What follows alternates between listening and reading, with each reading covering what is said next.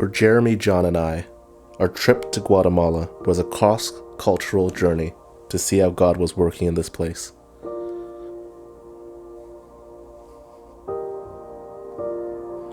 Our hosts, Barb and Jerry, were amazing.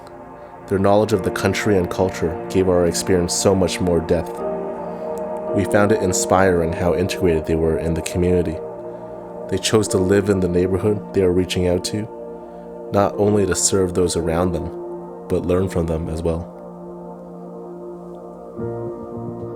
Guatemala is a very culturally rich country.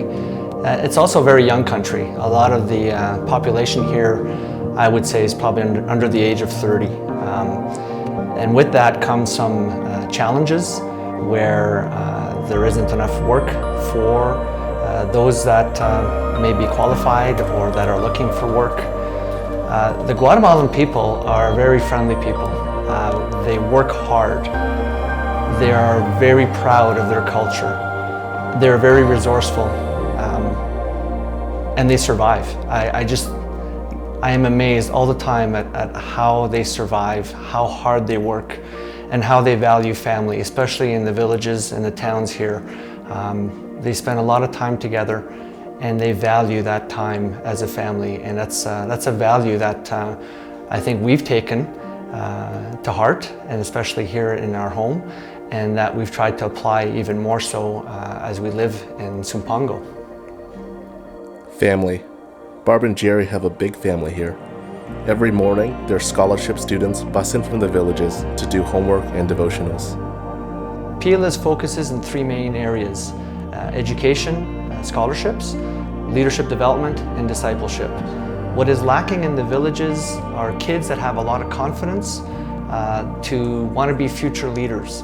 When we elect the kids, when we select these kids, they are the future leaders of these villages. They are the ones that will, down the road, affect change. It's so hard to affect change in these villages where the cycle just continues, whether it's poverty, brokenness, just hopelessness. As we go through the villages, we can see several problems, needs. We know from relationships that we have, there are many broken families. There was also a lack of resources. Land is a problem. Not everybody has work. So that results in malnutrition, lack of food, lack of clean water.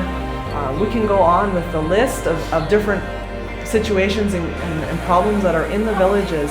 And when we evaluate them, and we've looked at the different causes and what can we do about it, and it always led back to education for us.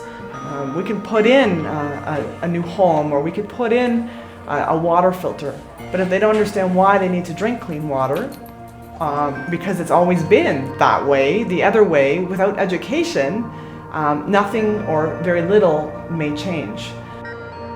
On the second day, I had a chance to visit a home, and it hit me hard to see the disconnect with the students wearing their private school uniforms to seeing where they were actually living. But as the week went on, my feelings began to change. I started getting to know the kids and their families.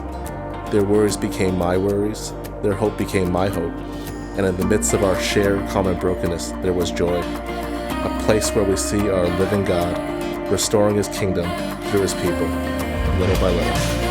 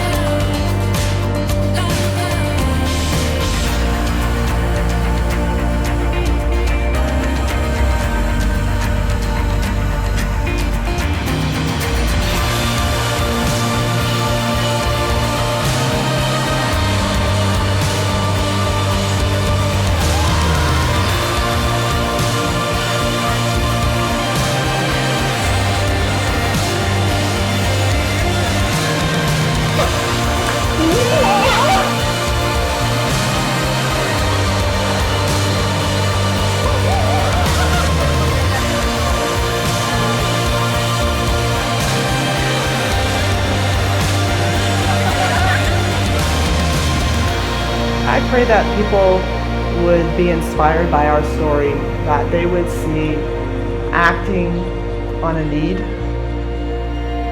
will only increase our faith and only give us an experience that we've never maybe dreamed of.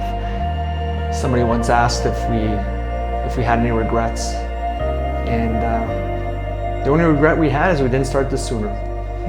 That we didn't respond any sooner, that we didn't have the faith, that we feared, that we didn't trust, and boy, it's been quite the journey, and it's not over yet.